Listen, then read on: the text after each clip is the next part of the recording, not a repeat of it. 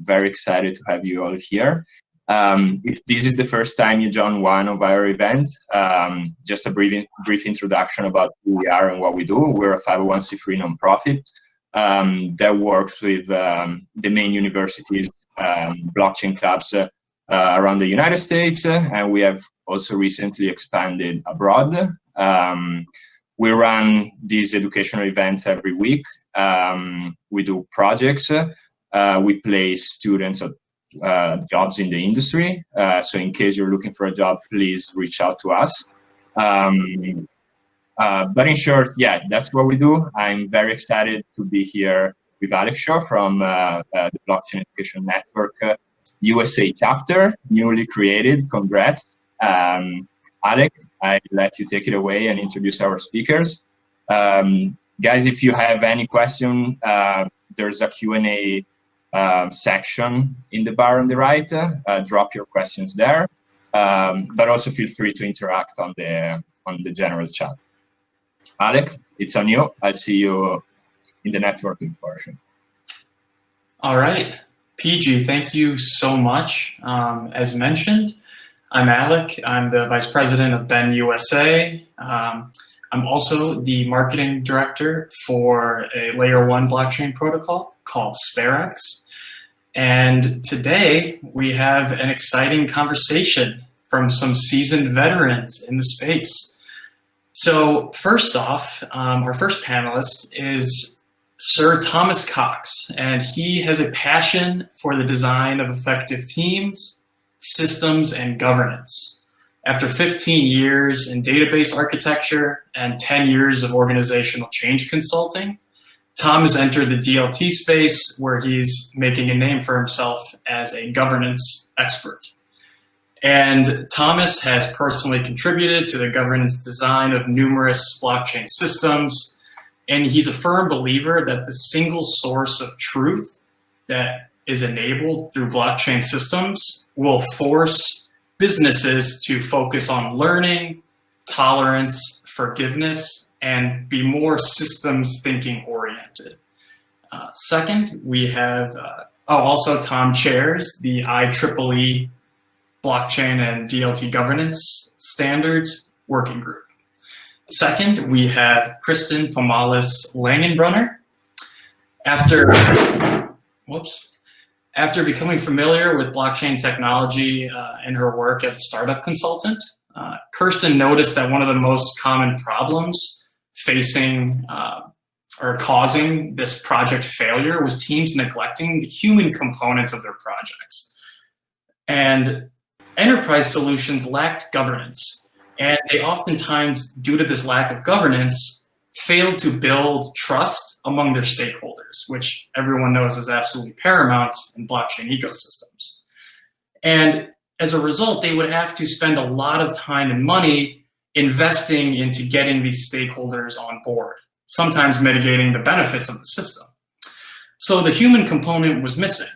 And as a result, Kirsten now runs Coalition Consulting, which brings together her experience of forming public policy coalitions and contributing to software startups to meet the need for human-centric blockchain design in 2021. And she is the she is the vice chair of the IEEE Blockchain and DLT Governance Working Group. And third, we have Dan Truk. Hope I'm saying that right, Dan. And so Dan leads business development for the alternative assets at Symbiont, and he covers enterprise blockchain applications ranging from private security tokens to decentralized finance and supply chains. He has worked as a portfolio specialist at AQR Capital and at Bridgewater Associates, the two largest hedge funds worldwide, and he was previously the director of research and operations at Market Realist, an investment research fintech company. He previously worked at HSBC, where he was working with leveraged finance, and now he also had some time as a management consultant at McKinsey & Co.'s risk practice.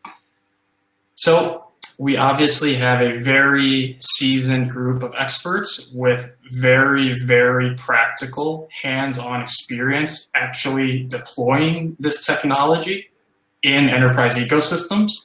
So as PG mentioned, don't hesitate to add questions as this conversation is going. And without further ado, let's start this conversation off. So we're going to be talking about enterprise blockchain and the governance implications there. But many people that have been around the blockchain space for a couple of years now have been plagued with this question or this comment from naysayers saying that blockchain is the solution looking for a problem. I would be curious to start the conversation with either one of yours or all of your response to that question. Is blockchain a solution looking for a problem? Unfortunately, in some cases, it's been treated that way. People get excited by it. They see some potential to it, and they get so excited they try to like stick blockchain everywhere it possibly could go and a bunch of places it can't, just because they're so excited about the idea of finally having a technology that maybe, just maybe, would allow for anti-corruption, oh God, I'm stuck on the word. Collusion, the way in which systems today, and we're seeing this all through 2020, now into 2021, people don't trust big systems. They don't trust centralized systems. They don't trust governments. They don't trust newspapers.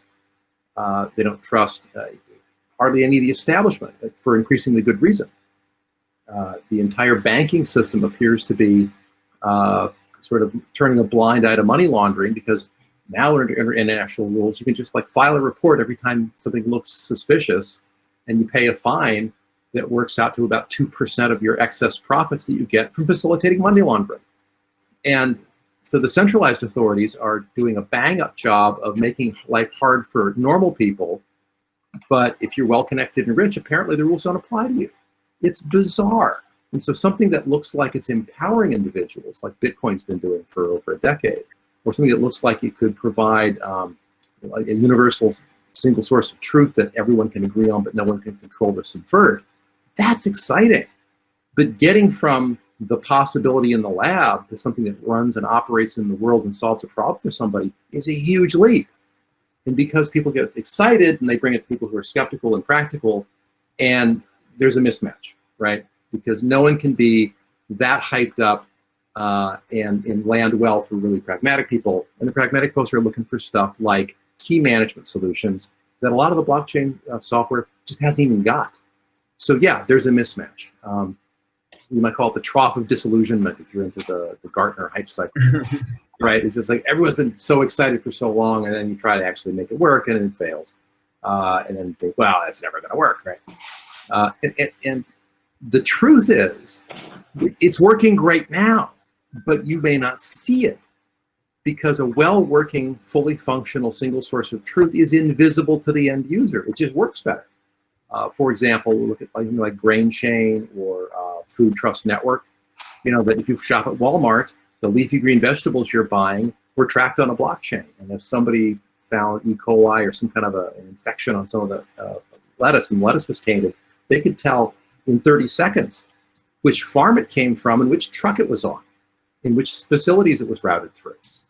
And you couldn't do that before. It used to take weeks to do that. Now it's less than a minute. Why? Blockchain. Well, and a whole lot of heavy lifting and very thoughtful systems development.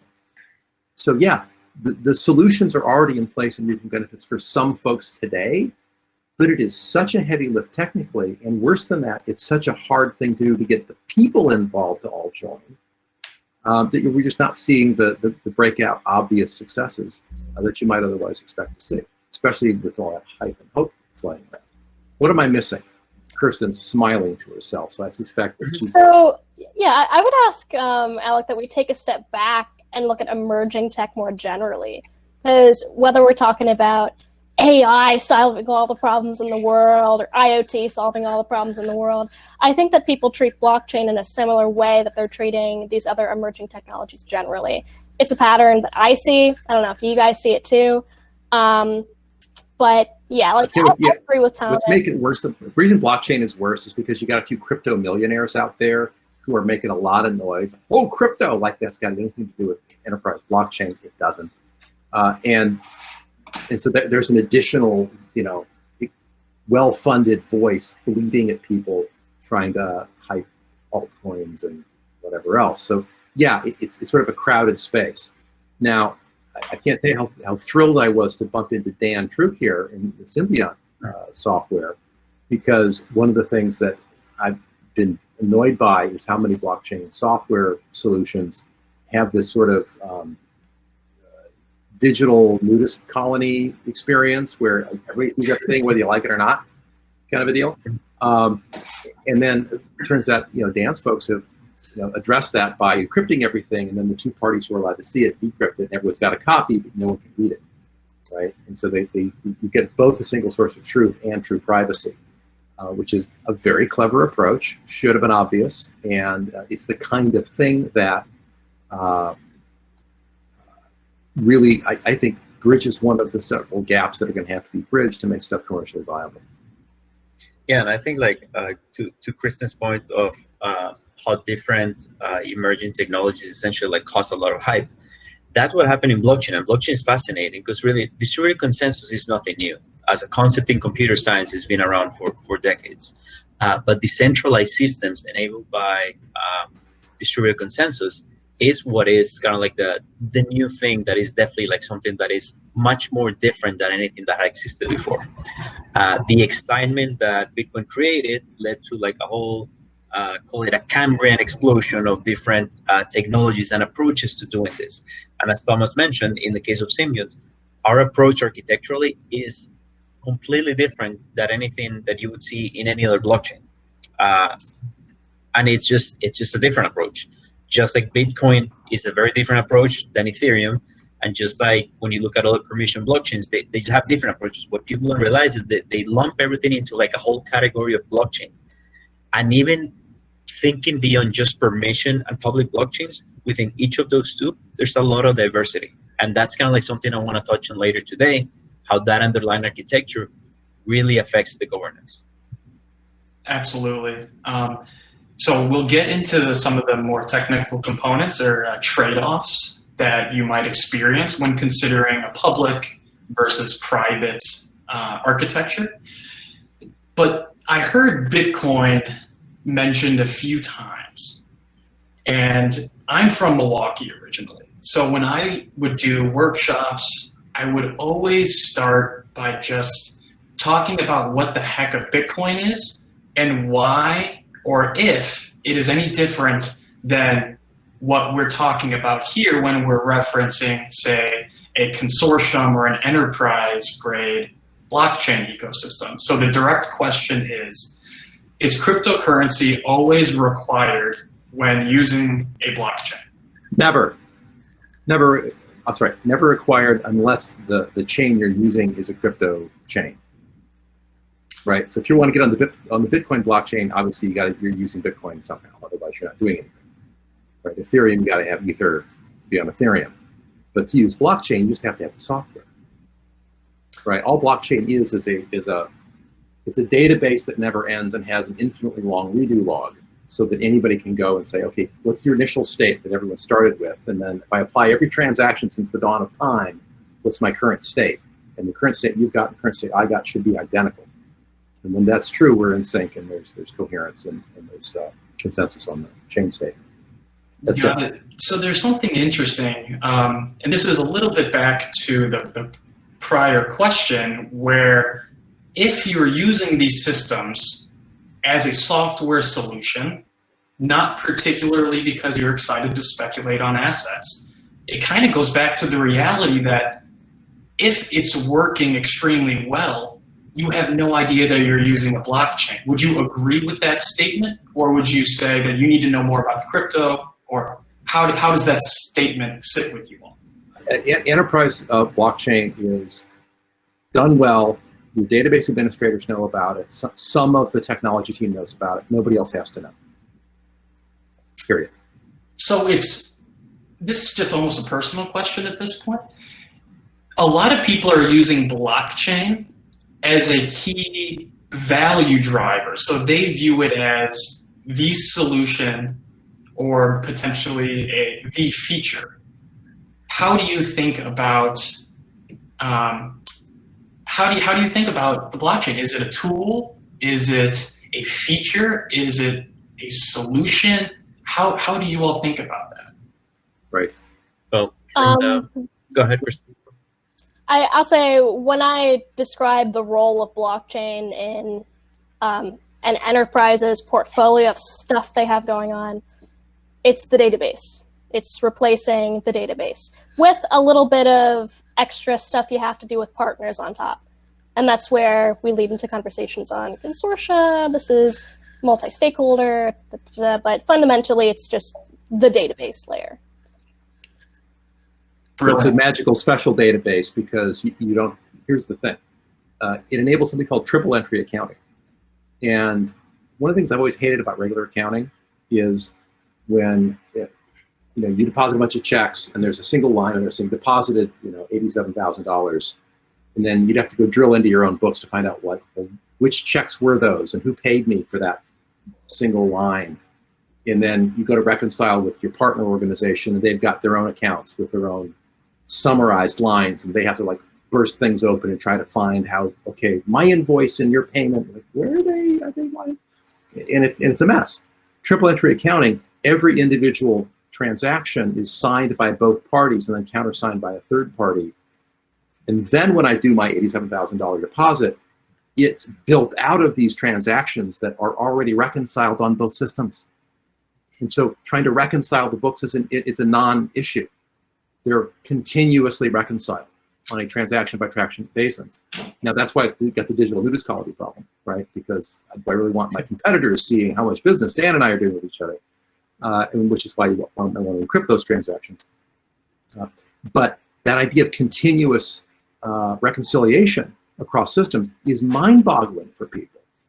To tell you how that applies. Let's say you are shipping millions of dollars of goods over shipping containers on these container ships, and today, or at least in some places today, certainly not that long ago, it was all paper-based, meaning that you could call up a shipper and you call up Vim and say, okay, I've got like $1 million of stuff in this container and it's going to get here by next Tuesday, right? Because if it's not, I have to order rush replacement parts for another like $2 million extra charge if they're not going to be here on time. Tell me where they are.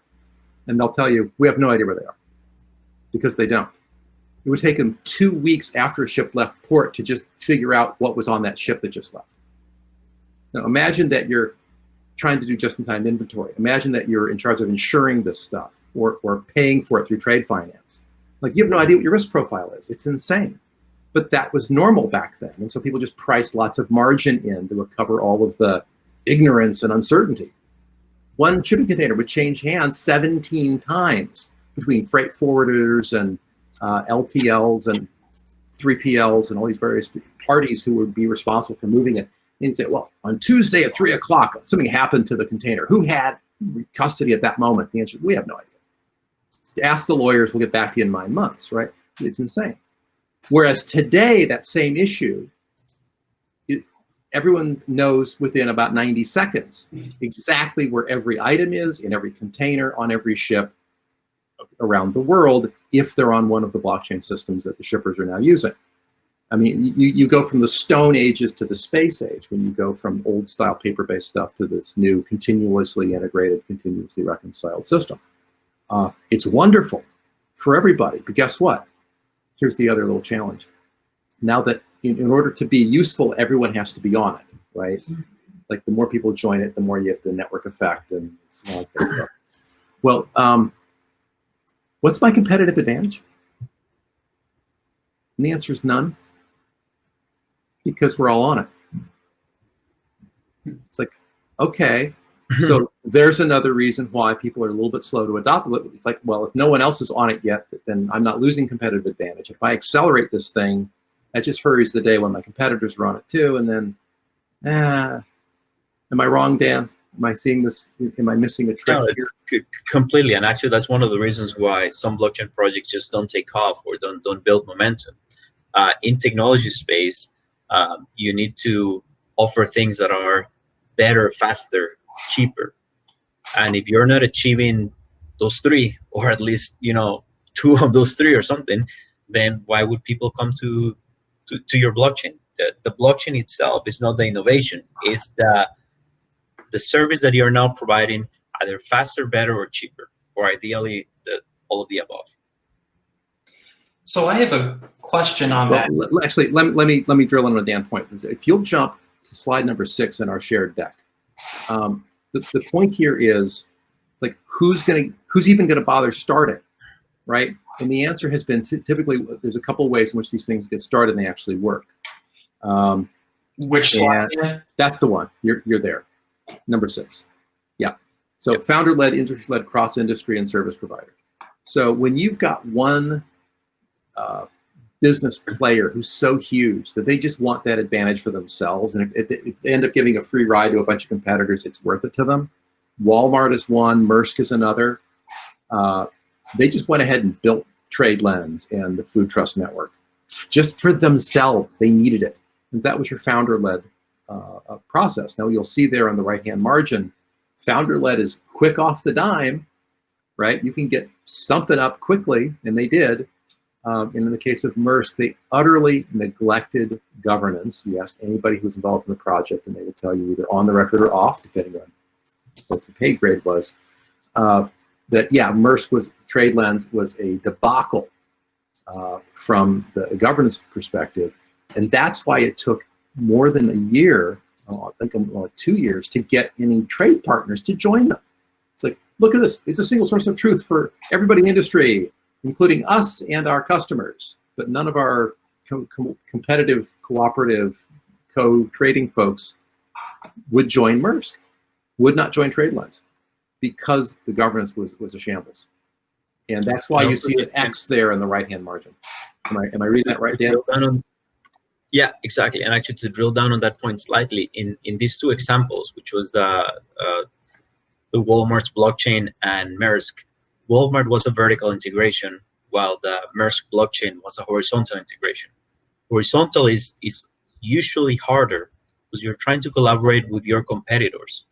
And in a case where, like, one of the competitors is a big player in the industry, or even if it's a small player, what is the incentive of the other players to say, like, sure, I'll go join and, like, you know, help you build the glory that you're building?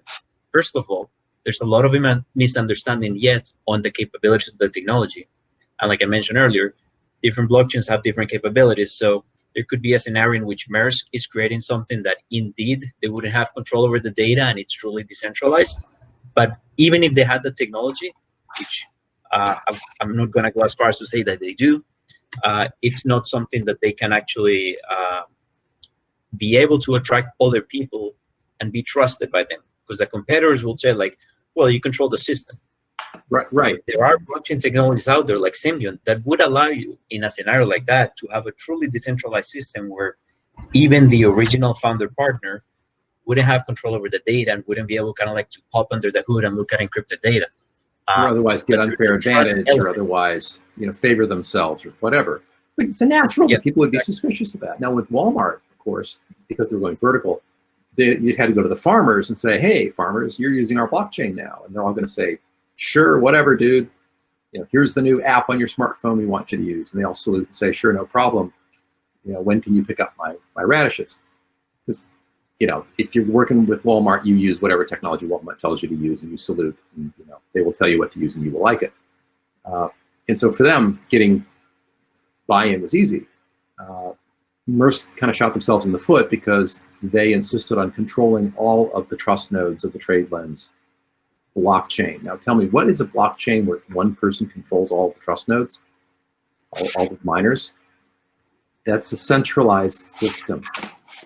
And so, of course, people are going to go, yeah, I'm not sure I really need or want that. Thanks so much. And that's why TradeLens. And so finally, they announced this breakthrough where if you join as a partner, you can run a trust node too, and you can contribute to finality and to consensus. And poof, like 50 people joined as soon as that happened. So yeah, getting the governance right is super critical, and you know, figuring out what solution what problem are we solving, and talking to the CFO, not the CEO. The CEOs get judged on top line growth. CFOs get judged on bottom line. And what blockchain is going to do is cut your costs and boost your quality like crazy. Does very little for top line. So I have a follow-up question on that point, and particularly around the challenge of actually getting people onboarded to this new distributed network. Naturally, there's confusion. There's probably a little bit of intimidation amongst some of these companies. So if you don't have the buying power of, say, a Walmart or an IBM, what might be the process in which you would go, or what conversation would you have with a potential stakeholder in the ecosystem? And what are the stakeholder needs that you might be investigating prior to proposing either option A, B, or C when actually onboarding these stakeholders? Kirsten's the expert on this. Yeah, so that would depend a lot on the type of system you're trying to build. So as opposed to thinking about it from, hey, let's go talk to the stakeholders and try to figure out, should we propose them A, B, or C? What works out better is working with the stakeholders to understand exactly what their needs are and working together to see if anything blockchain related would be useful. So odds are not all of them are going to be as technically savvy as you and your team that's planning on rolling out blockchain technology, but you can inform them on some of the benefits of the technology, prior case studies, and really try to say, well, is there a use case here?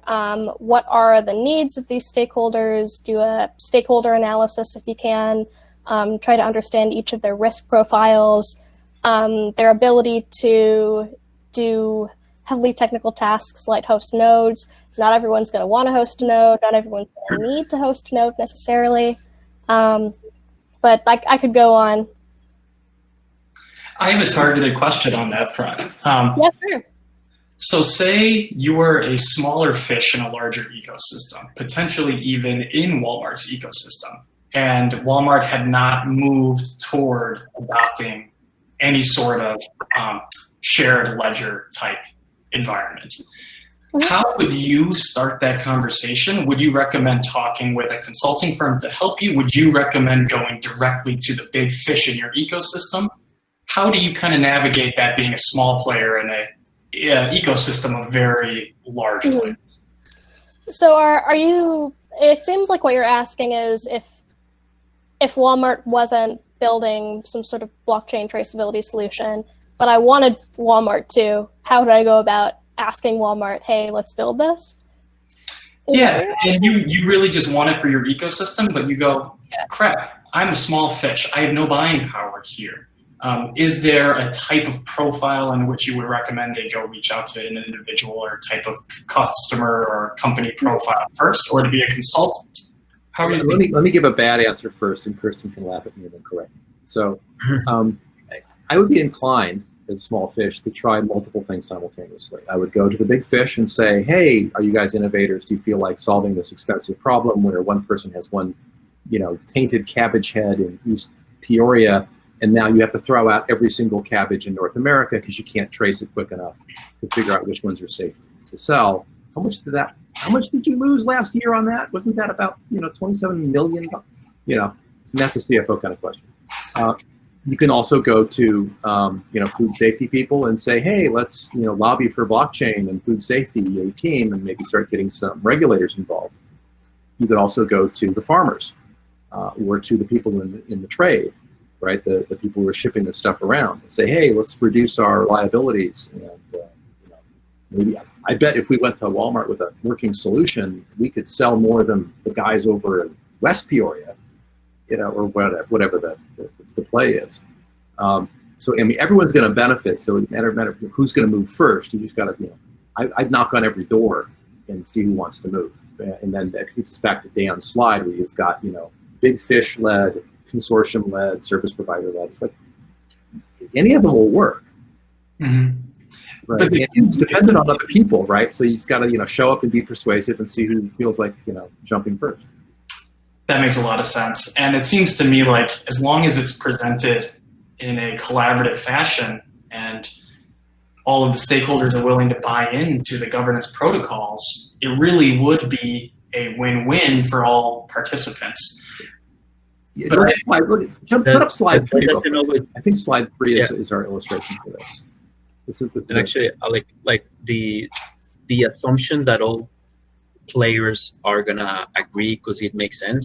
It's kind of like the biggest issue. Even if something makes sense, that doesn't mean everybody's gonna do it because there's hidden agendas that you don't know about, or people just want more control or a higher stake or revenue share, or they want to make sure that they control something so in the future when it gets too large, they don't lose control of the market. So that's not an assumption that I would go into with. What I've realized is that in many cases, what really has more power is the fear of missing out. So if you're a small player and you create something and make a lot of noise, at some point then the big guys are going to be like, we should probably do this. The risk there is that if the big guys have more resources than you, they could simply say like, oh, that's a nice solution and just essentially clone it. Yeah, right. Great idea. Thanks for bringing it to us. Exactly. But I think that factor of creating that fear of missing out is what in many cases is necessary in blockchain, because it seems like in many large institutions are just waiting for other people to move first. Yeah. Which is actually why, for example, at Symbiont, right from the get-go back in 2013 when the company was created, we never created something to go then market it. So we actually we haven't really been great at marketing because we don't market. We've always gone and partnered with a big dog in the industry, ask them what is the problem that they have, and say, this is the technology that we have, how can we help you solve this? And then we build a solution hand in hand with that big dog in the industry that will then lead that mass adoption and evangelization across the industry.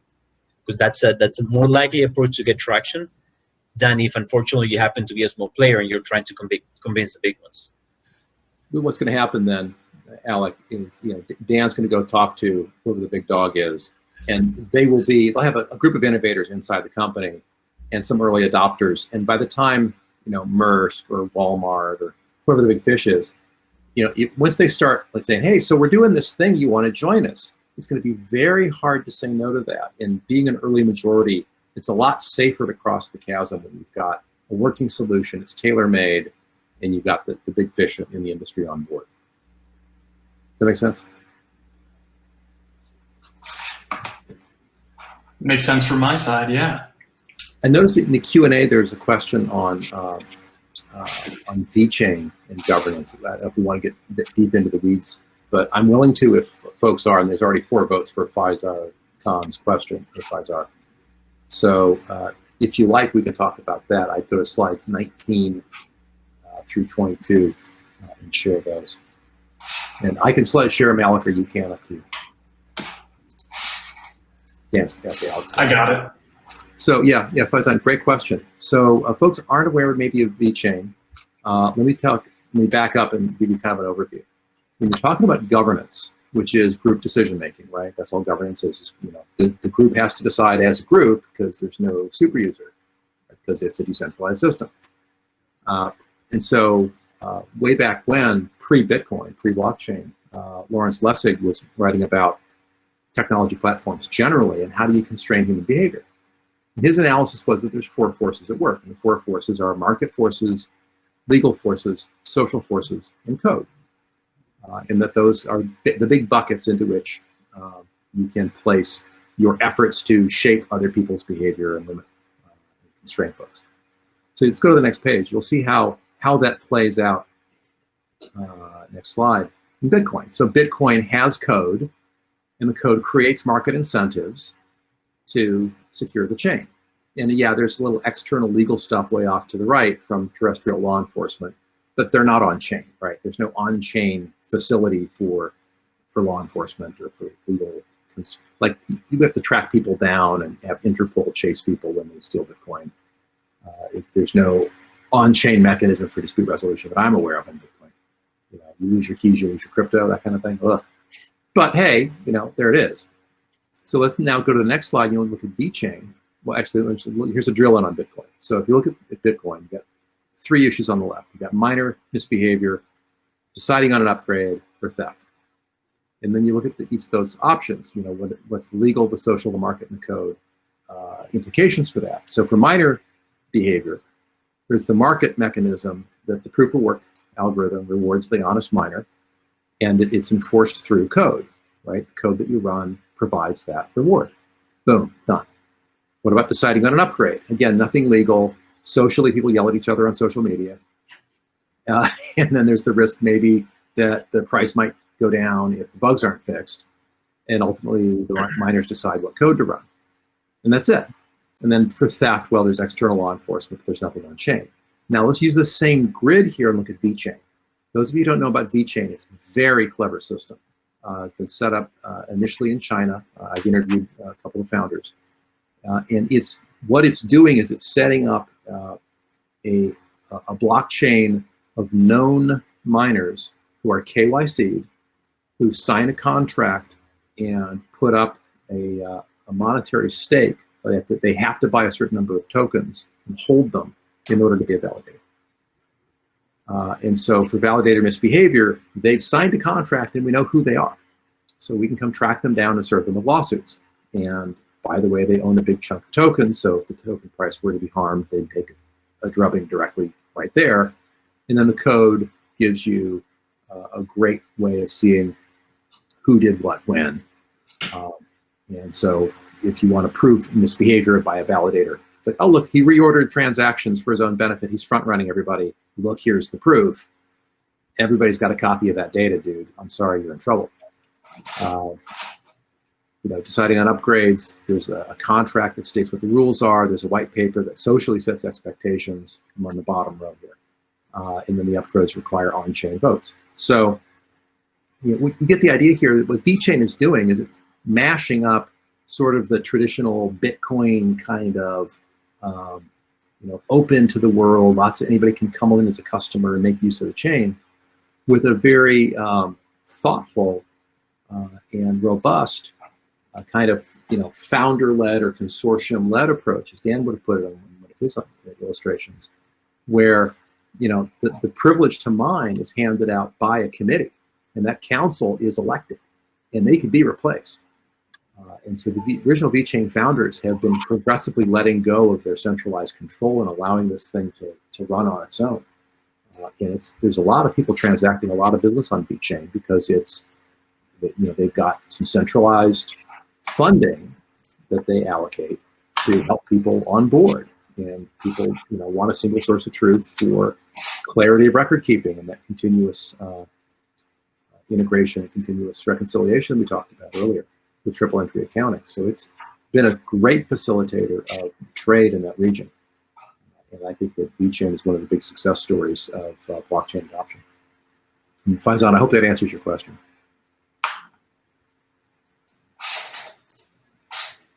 That was quite helpful. So I have a quick question. Now that we understand, you know, what this is from a technical perspective, we understand some of the social hurdles that it might take to onboard your stakeholders. But let's assume that all went just beautifully. How would you approach the ownership and profit sharing in such a model? Ownership of the data, that is, and then the profit sharing from the revenues of the system. Right. Or are the revenues from the system? That's I believe we may have a slide for this one. Do we have the one where we show early birds and late joiners? Yeah, you do. Yeah, you do. It's a good one. Okay, yeah. So let's work with that one. So, and actually before that one, I think we have one of the players. So let's stop first on the one of the players, which is the one right before slide number 8, I believe. Yeah. So looking at the players, like this is kind of like where you first need to look at who's doing what role and why. So you've got the service providers, which are the ones that are providing a service on top of that that blockchain. The node operators are really more like the infrastructure providers. And then you have two roles: people that ingest data from the network and people that inject data to the network, which I'm calling here the subscribers and the oracles. And then kind of like on the far right, what you have is other parties that are there for kind of like as witnesses, either government or third parties that just require access to the data. So the incentive of all these different parties varies a lot, and it depends on the application. So it may be the case that you want party A to run the nodes, or like this type of party to run the nodes, but they have no incentive. If they have no incentive, you're gonna have to pay them somehow. You need to like compensate them, or they need to derive some other type of value. So actually, if we go to the next page. So it is important that whoever is providing data, so if actually like if I skip here, so the early birds and late joiners, that is just the idea of generating FOMO. So the search is the entities in the consortium. But if we look at the pure data providers and the data subscribers, assuming that the value of the network is just the data that is transacted on the network, which that data itself may actually be trades, you need to ensure that whoever's providing the data is getting some type of compensation. So whether it's a transaction fee or something, and then the ones that are using the data or using the network to then transact and perform trades, they are essentially the subscribers. They need to be paying for the value that they're deriving. So really, like in terms of like who gets what, that balance between who provides stuff and who receives stuff is very important.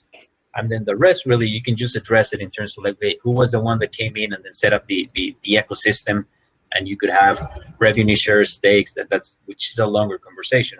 But I think the main thing is who's bringing value and who is deriving value. And then from there, you can decide how to compensate. And that is where, I mean, the most of the time is going to be spent in negotiations and conversations, because everybody's going to get greedy, and it's going to get greedy, wants to be able to hold control and value of the network. So I love these two slides, and it actually brings to mind a slide that I have. So we just looked at players by role. We looked at players by role. We looked at players by fee, and now I want to look at slide number 2. So this would be using the same cadence, players by relation to governance. So is it possible to zoom in on this a little bit? Yes. All right. Reduce the height of the window, maybe. So this is a diagram from IEEE P2145 out of our blockchain governance working group. So when we think about the relation of different stakeholders, different entities that are involved in a blockchain ecosystem in relation to the governance, how they relate to governance, we look at actors and members. So actors are affected by governance decisions, and members are affected by governance decisions. Beneath that, we have operators who are only affected by governance decisions in that section. And then there's stakeholders who are both affected by governance decisions and affect governance decisions. And betroffenen, very German word, essentially meaning going about life without a say in things. These are the people that are end users oftentimes. And when you were going through your couple of slides, Dan, I was just imagining, okay, well, the node operators, they would be in this section, the service providers perhaps in that section. And I think that this is another lens that's useful to think about the different roles in blockchains through. If you're sitting there wondering, hang on a second, where do some examples fit in here? So all stakeholders are operators, right? I'm sorry, all stakeholders are actors, right? They're in the left-hand bubble, but they're also members. They're in the right-hand bubble. So if you're both an actor and a member, you're a stakeholder. If you're an actor who's not a member, then you're an operator, right? You're on the far left. We have to revisit our wording here. A great example of somebody who will affect governance but not be subjected to it is a regulator.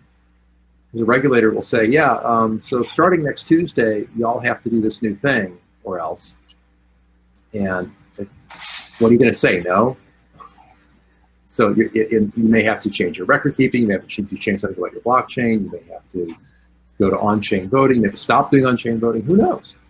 what the regulators have told you to do, but you're going to have to do it. And obviously, the larger that set of people who can muck around with governance without actually having to obey it themselves, the worse off we all are, because there's no learning loop there. They can just make pronouncements and they don't have to live with it. Mm-hmm. So that's a dangerous group. And then, of course, on the other far edge, on the far right, you get people who have to live by whatever the rules are, but have no voice in it.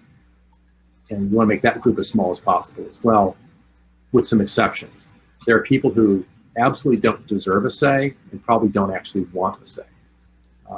And for instance, do I want to have to educate myself and vote on, or otherwise be involved in decision-making for the consortium that pays the farmers who grow the coffee that I'm drinking?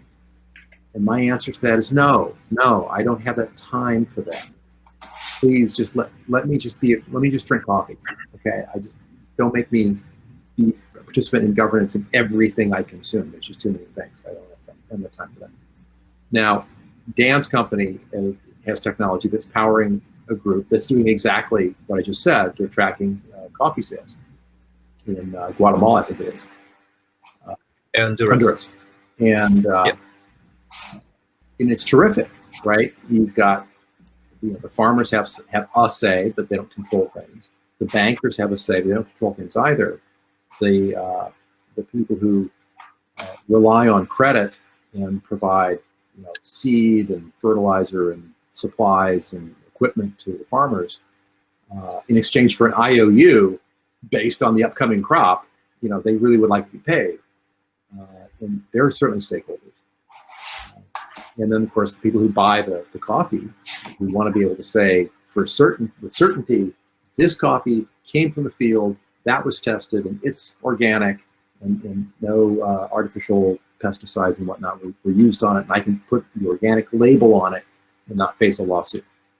And so you've got to promise me you can trace that bean back to a field. And that buyer really cares about that.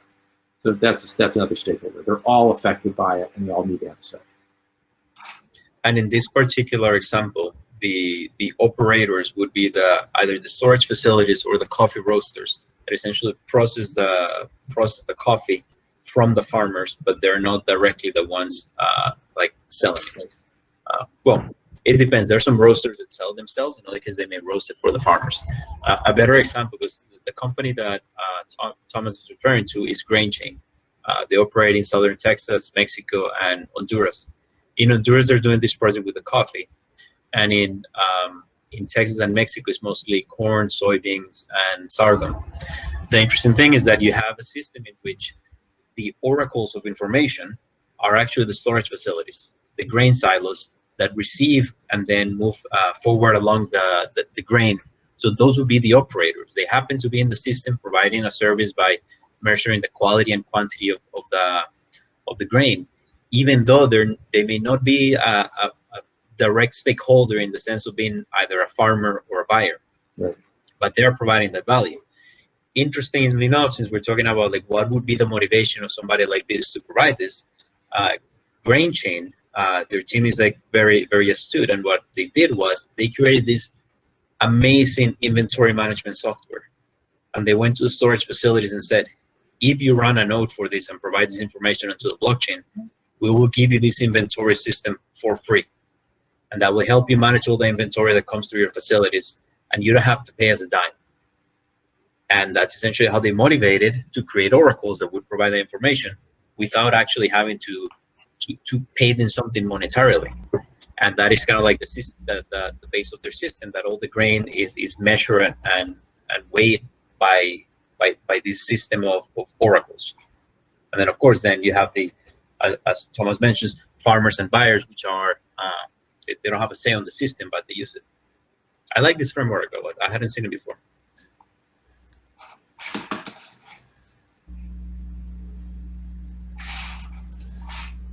All right, so we have about 5 minutes left, and I have one more question before we hand it over to the audience or ask some questions from the audience. why might consortiums fall apart once you've done the heavy lifting of organizing an accepted group or list of standards and procedures? Why would something like this fall apart? This is so this is an interesting one because I've been doing a lot of research on this area. Essentially, to not commit those mistakes, we got to look at it from the point of view of internal reasons and external reasons. I was going to quickly mention the external reasons, but essentially we got to focus on the internal ones, which is what is on your control. On the external side, meaning that the project didn't get enough momentum. That's bad timing. You were missing key players. There were other competing solutions. Your solution was actually incomplete, or like as I mentioned at the beginning, your solution was not cheaper, faster, or better. So now looking at the internal reasons, there's 4 that I think are the main ones that I've observed in different case studies. Slide 7. Oh yeah, we have a slide for this one. So the 4 areas are lack of trust, lack of ownership, lack of value, and lack of resources. So what happens if you have lack of trust? That means that somebody's not trusting that the players in the system are going to behave the way they are. So 2 ways you can mitigate this: either legally, by having contracts that essentially people get sued or have to pay fines if they behave the way they shouldn't, or technologically, by having a system that even if somebody wanted to misbehave, they couldn't. So privacy and transparency is super important. And I think actually, just as a quick parenthesis, I think that's one of the issues that a lot of public blockchains face, the fact that they lack the necessary privacy to be able to host more complex applications. If you have simple transactions of tokens, sure, you can have privacy on that. But once you want to have encrypted attachments and other type of stuff like that, that is where public blockchains in general don't have the same capabilities that you can have on a permission blockchain. The main roadblock being storage in a public blockchain is expensive. You have to pay for it. In a permission one, you just resource the nodes in the network accordingly, and you can have as much storage as you want. For example, we have a network running with Vanguard that can store essentially terabytes of data for financial indices, and that network has been running for a couple of years, and Vanguard has been using it to rebalance 1.3 trillion worth of assets every single business day since February of 2019. But anyways, so that's on the lack of trust. Lack of ownership, that's easy. You're going to have to, you don't always need to give value. You can always give control. Essentially, you can give parties some say in the governance, or you can, of course, just give them some revenue share or some stake. On the lack of value, what that means is that the parties in there are not deriving enough value from it. So you need to realize that there may be other things that you can give aside from the monetary rewards with the revenue shares. There may be the fact that you can provide aggregated data insights of the network. So, for example, like the shipping companies may say, like, okay, I'm not going to get the shipping data of my competitors, but by being a member, I can get aggregate data that would help me understand where the market's going. So that is valuable. And then last but not least, on the lack of resources, especially in this case where we have small companies trying to make something happen, not all companies may have the resources kind of like to pay and be part of a system. So in some cases, some companies may actually be rewarded for their in-kind contributions as opposed to their dollar or staff contributions. But I think these 4 things are very important to get right from the beginning, because if people agree to create the system and then somehow halfway through they start finding these things, they're going to lose interest, lose momentum, and the project's dead. You need to keep the momentum going, because that will attract other people, and that momentum is going to generate more fear of missing out for other parties that haven't joined. And that FOMO is also going to keep the parties in the network from leaving. Very well said. Yeah, I love that. A couple of questions in the Q&A. Should we start looking at those? Conor O'Brien asked about successful blockchain insurance projects. And, I don't see a lot of insurance. I know the insurance industry has a lot of activity going on. There's an insurance consortium, B3I, that's been doing some things. But I'm not super clear on maritime insurance. Now, there's maritime trade finance. There's also WeTrade, which is a trade finance. It's not particularly maritime. It's excluding And when Maersk was struggling, I can't remember the name, but over in around Singapore, Malaysia, a competitive group sprung up, and they've got their own blockchain-based CargoSmart. Thank you. Who are and so obviously insurance and finance have a role in those, but I'm not aware of a blockchain that play uniquely. I'd love to find out. So Connor, I think one of the reasons why you're not seeing a lot of blockchain insurance projects is the use of the data that can be spun off of a blockchain project is super valuable for insurance companies, reduce risk, but it's kind of like a secondary effect. Like you have to have some other reason for the blockchain to exist otherwise to spin off that data that would be beneficial for insurance companies. So I think maybe I don't know of any projects that are currently like just building blockchain solutions for insurance, but I think that there's probably like a secondary market to come of insurance companies benefiting from existing blockchain projects. Yeah, a couple of related topics on that. So on Vechain, for example, they actually provide transparency to the banks in the contracts. So essentially the bank gets two benefits from it. One, they get transparency into the inventory of the farmer. And two, they get paid every time a farmer gets paid for the delivery of a load. So essentially they get transparency and guaranteed repayment. So essentially that's kind of like their insurance, deriving from that transparency and data from the system. And then second, specific insurance applications. I've looked into this in the past, and actually Symbian, I think I looked at this more seriously back in 2016 before I joined, around the time. There are two areas where blockchain can provide value if you were to build something specific for insurance. Number one, paying faster. And number two, improving kind of like back office type of operation. So an operational play, cost reduction. Insurance companies in general are not incentivized to pay faster. That's the truth. Like really, like a company that will come and say like, I want to pay faster, it would have to be a new entrant to the market that's trying to get market share from the existing large ones. But the existing large ones have no incentive to pay faster because that reduces the working capital and the money that can be invested and earning a return. And then if you're doing then a blockchain application only for the back office, now your scope is much more reduced and it reduces the appeal for it. Still, there's value for it. And again, it doesn't discard the possibility of a new entrant coming in and actually indeed paying faster and then gaining market share that way. But that has been the pushback in the sector, as of late. And hopefully it will change.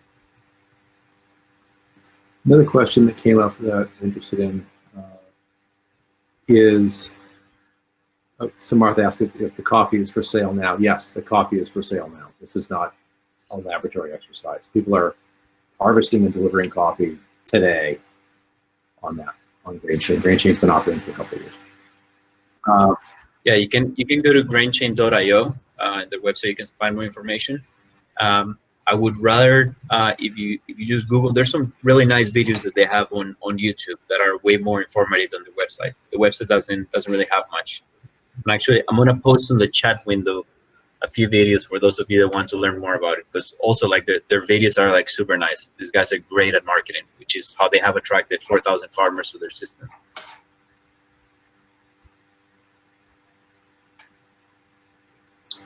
Real quick, there's also a question about managing governance on the project. Samarth asked this.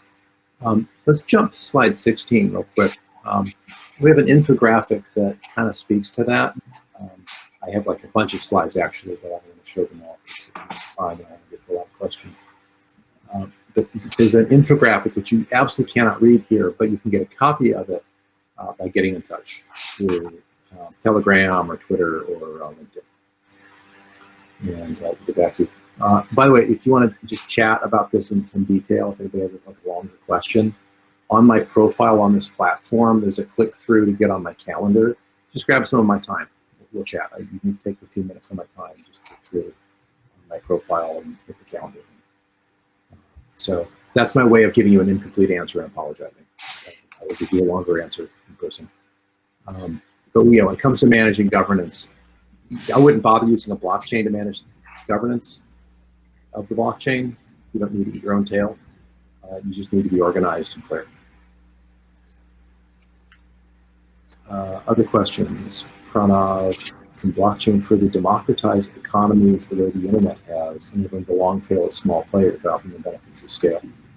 I think so, yes, absolutely.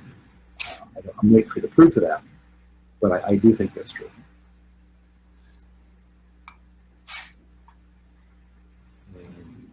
Dan or Kirsten want to weigh in on that, or we go on to the next question. I'm curious what Dan's response to another question from Pranav is, are there any low-hanging fruit applications for blockchain?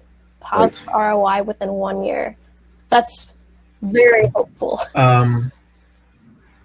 Yes. So, and the low-hanging fruit applications are the ones in which you don't need a consortium, or you're a service provider that is providing something that is really needed, like in the case of Vechain.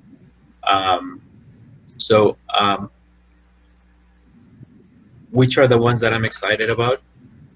And something that we're doing now is we're working with large custodian banks like Bank of New York Mellon, Citibank, State Street, etc., and a few other buy-side players to facilitate the intraday movement of collateral for over-the-counter derivatives.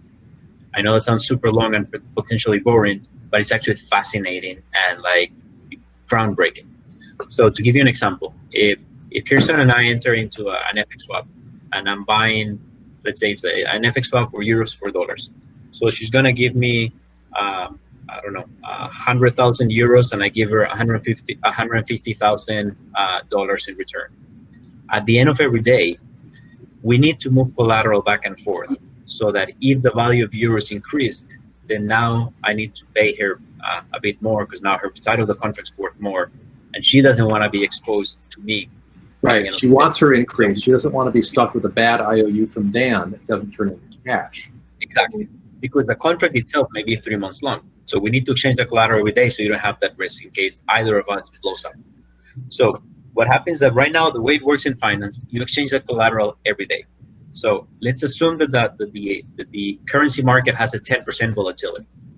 That means that Kirsten, for her side of the contract, which is 100,000 euros, she will need to keep roughly 10,000 euros of risk capital to be able to give that to me if the market happens to move 10% against her. So that is what the banks refer to as risk capital. Now, what happens if I instead exchange that collateral every hour? And actually, a better question is that why do banks not exchange collateral every hour? Well, the reason is that the processes are very inefficient. It involves a lot of back office. It involves the banks agreeing on what the market value is, agreeing on what the contract says, exchanging the collateral, and all that is super slow and essentially takes a day.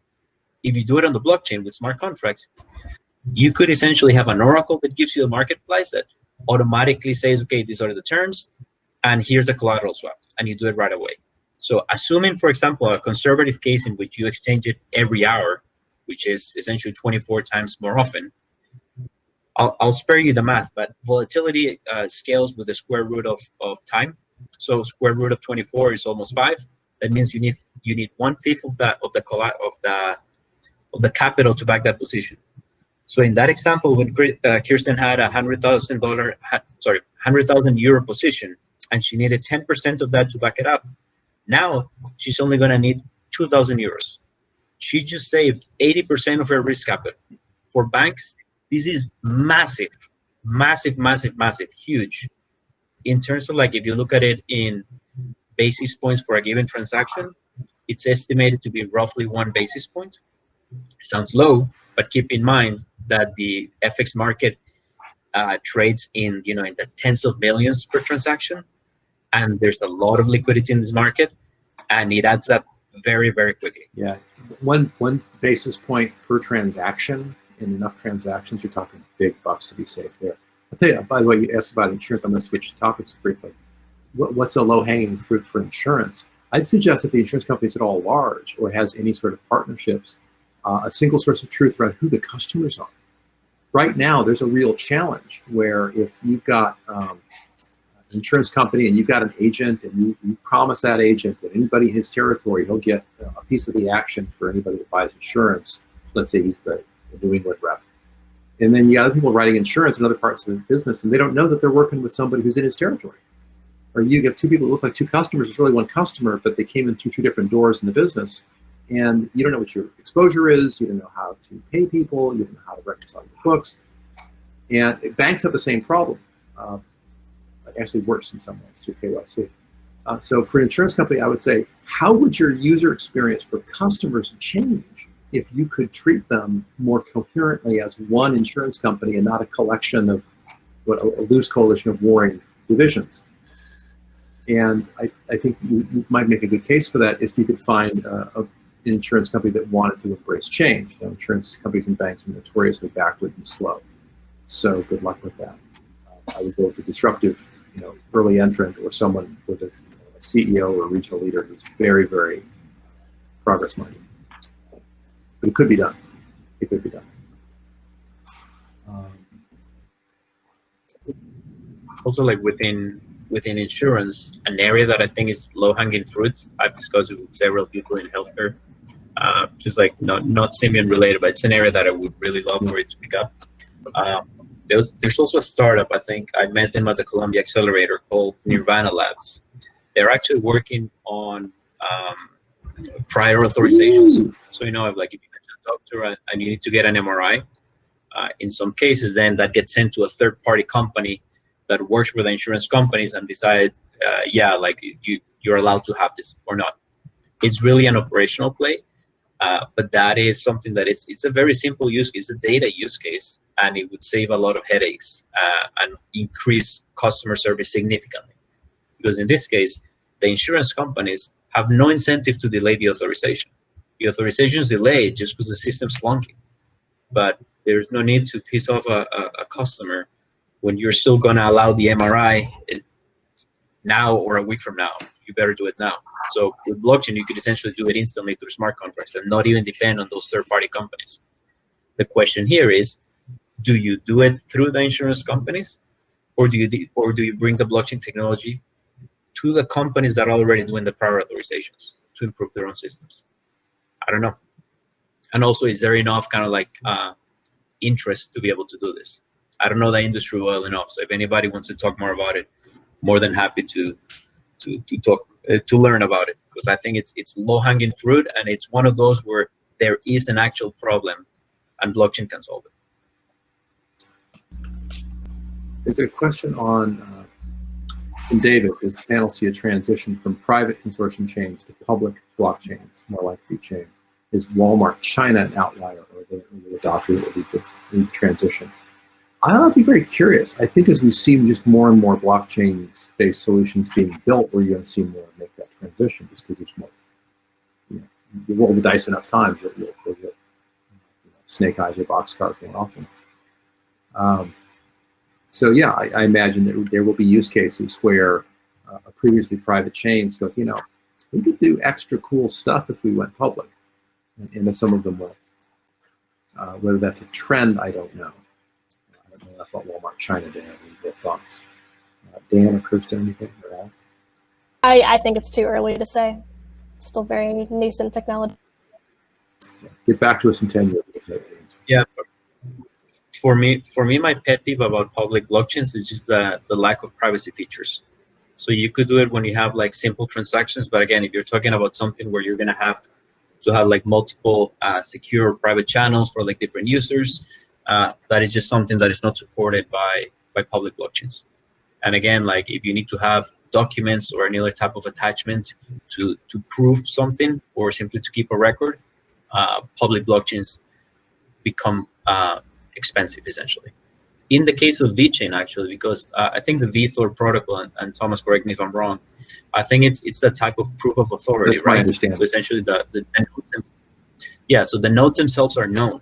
So in that scenario, if you're already trusting specific parties to run the nodes and you know them by name, why even go the public approach? You could just have a closed ecosystem with known parties, and then now you can have nodes that are not limited by that particular protocol. You can have a permission blockchain that has more capabilities in terms of speed and storage and privacy. So I'm not sure what would be the motivation. I do like the idea of something like that is kind of like a generic public utility that anybody can use. So I guess nobody really has to like put the initial investment. But most likely for specific applications, initially at least, you're gonna need dedicated blockchains that can really tailor to that specific use case. Hopefully in the future we can have these like general purpose blockchains, but I think the main limitation is the privacy aspect. Yeah, I will say that, and worse than that, Ethereum suffers from something called the dark forest problem, and I can't expand on it very well because it's not really enough space. If you would do an online search on the phrase Ethereum dark forest, you'll read what's been written on it. Basically, there's a lot of front running going on. There's a lot of dishonest players who run nodes. And when you're the one creating the block, you can play games by ignoring transactions, seeing someone has a transaction, and so you put your transaction in front of theirs, doing the same thing they were going to do. It gets really nasty really quickly, and they don't have a good solution for it. Others may, but they at least don't. That is a risk that is, I believe, unique to public chains, especially those with anonymous and pseudo. Yeah, and this is ignoring all the issues that come along with regulatory restrictions. Just in general, like you cannot have anonymous agents in a system, and within finance related applications. I mean, in supply chain or something like that, wouldn't be frowned. I'll go a little futurist on you here and suggest that at some point people are going to stop wanting to even run nodes. I know that when we talked with one of the innovation labs, they had a bunch of big retailers in to run blockchain and ERP systems just to look at the movement of trade goods through distribution channels to retail. And what was interesting to me hearing about the details of that project was none of the IT people at these large retailers and large shipping companies, none of them wanted to run their own blockchain node. They all kept asking if the lab would run the nodes for them. I thought that was weird. It's like, but it's cool. But why doesn't everyone want to run a node? And I realized, no, wait, they're like professional IT people. They're not looking for more things to do. They're busy. If they can get like a specialist to run things, like, can Amazon run that for us? Can someone run that for us? Of course, they're going to want to do that. And so things are going to layer out, right? And you're going to have node operations down here. There'll be a layer of node governance oversight that's also going to be outsourced contractually. And you'll hire, no one wants to be a landlord, so you put some money in, buy a block of flats somewhere, then you hire a management company to manage the tenants, so you don't have to do it. And they do it. Same thing's going to happen. Someone's going to run nodes, and someone else is going to be the management layer, and you'll fire them and replace them if you don't like what they're doing.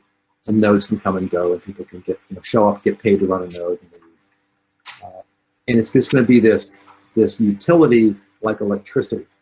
I mean, it's going to be blocks, and you're never going to see it. It's just going to be out there, and you'll plug into a single source of truth that's appropriate for your industry, and stuff will just be magic. So actually, to expand on that point, and this is something we've considered internally, if you actually have like another party running the nodes, and then the users are accessing the nodes, then you have that risk of that middleware. Essentially, like, you are accessing the node, what guarantees that what you send to that party actually is what actually went into the node? So it's kind of like that man in the middle attack. So something that we have considered is, rather than instead of essentially having somebody run the nodes, what you can do is somebody runs the consensus part of the nodes, and somebody else runs, like each of the individual users, they run the transaction part of the node, which in the Ethereum architecture, it's layered very easily to a point you can actually have like the consensus layer on one side, on one part, and on top of that you have the transaction and privacy layer. So you could theoretically have consensus nodes, and you could have, let's say, like Amazon Web Services running this, or maybe like BlockDemon or one of these companies that run nodes as a service, running this node of consensus nodes that all they're doing is providing the consensus, reducing the load on on the people that are running essentially would be more like light nodes that sit on top, still have all the privacy advantages, and then connect to this other network. But the catch there is that the users still need to run a node. So you still don't get rid of that, but you minimize you reduce the deployment load, because now deploying the node as a participant is lighter, and you don't need to wear the consensus, having the uptime and insurance that there's always a quorum, etc. A few other things that would be much better suited if you leave them to a specialized party. Yeah. So Martha had another. And you avoid the issue of the man-in-the-middle approach attack that I mentioned. I'm going to shift gears and make sure we grab some. I have no idea how much time we've got left, so I feel like I'm racing through questions. I want to make sure we get the questions answered. Samarth asked about frameworks like the B Corporation. They don't directly require blockchain, but he wants to know how consumers can push more companies to have strong data reporting and strong accountability, I think is what he's implying. Honestly, I think, when people get out of survival mode, they get into the middle class, they start demanding clean air, clean water, less corruption, more accountability, and so forth. Whereas people are just trying to survive day to day, they'll tolerate a lot of stuff that people are doing better are more demanding of. So I think having a robust middle class is part of what happens, and you just start educating people. And I just don't want any food. I want ethical food. I want organic food. I want cruelty-free food. I want food I don't feel ashamed of, which is a bit of a luxury for a hungry person, but it's in fact kind of maybe even a status symbol or a consumer good for other folks. Now, you're seeing in recycling systems and organic food and so on, lots of corruption, lots of counterfeiting. Somebody measured in my own home state of Oregon that the amount of organic food sold at retail was twice the volume of the amount of organic food that was imported and grown in the state.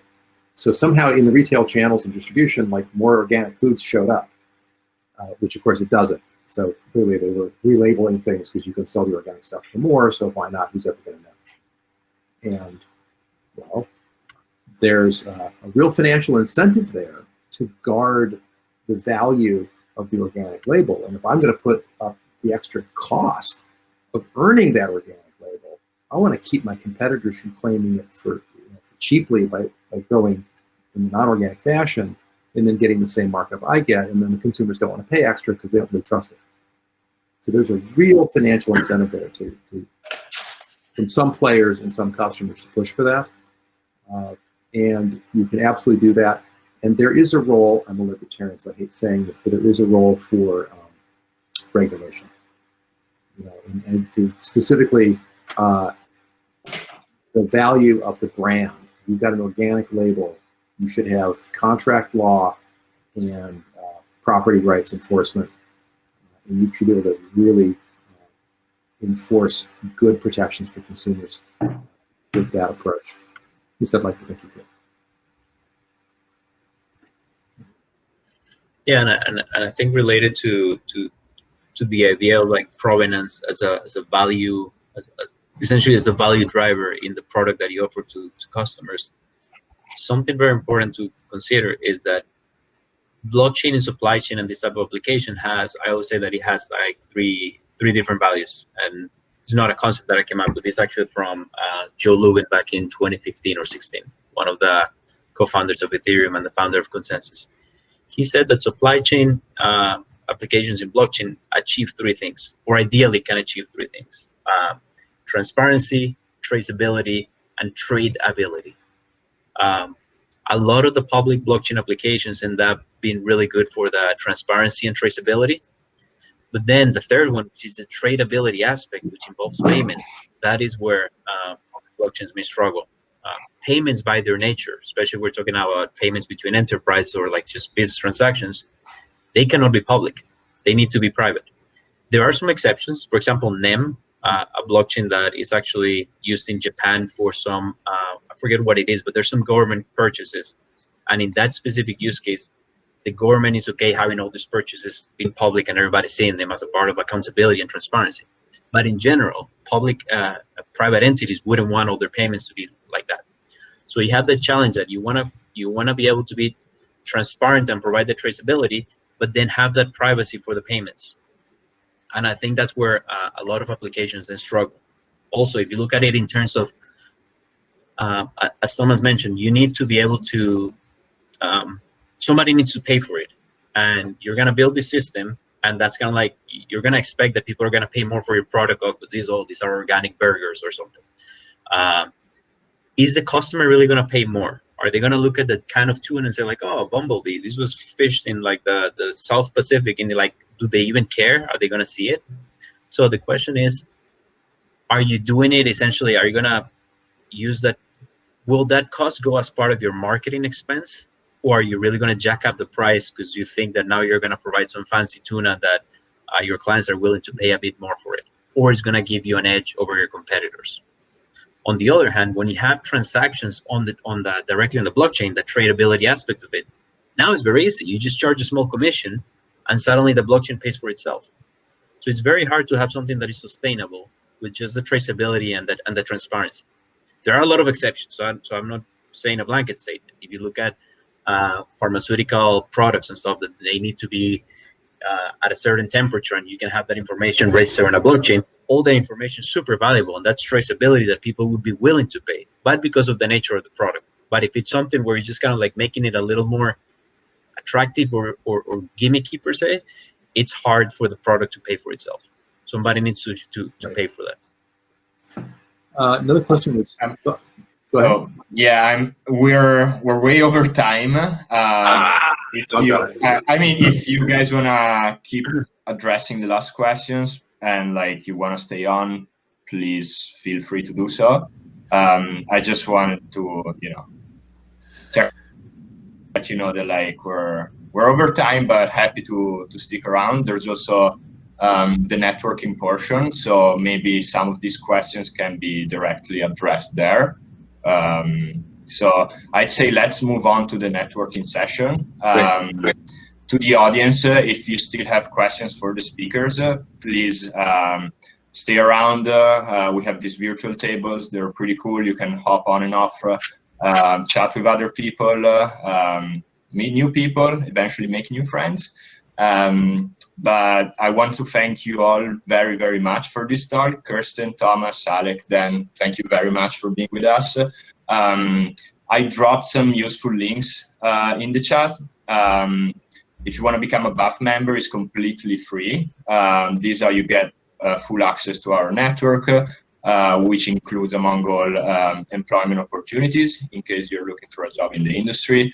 Follow us on Twitter as well. I also dropped our YouTube channel if you want to check out our previous events. This event, the recording of this event will be uploaded between today and tomorrow. Also, if you feel generous, we are a non-profit. If you're making a lot of money in crypto right now, given the market, donate to us so you can deduct that if you're an American citizen. Oh, last thing, I saw actually many people in the audience asking if the presentation can be shared. If that's possible, guys, if you can, drop a link or like send it to me, I'll make sure to follow up with everybody. Other than that, thank you so much again, everybody. This was a lot of fun. We're now going to transition to networking. Please make sure to have your mic and camera on if you want to talk. If you enter a table where there's already a conversation going on, wait for your moment, don't barge in, wait for your moment to introduce yourself, and then organically get into the conversation. Other than that, again, thank you very much. I'll see you in network. Awesome. Thank you so much, PG. Bye-bye. Thanks, PG. Thanks, Alex, for moderating. Yeah, thank you, Alex. Of course. Thanks so much for everyone's time today. See you in the networking room.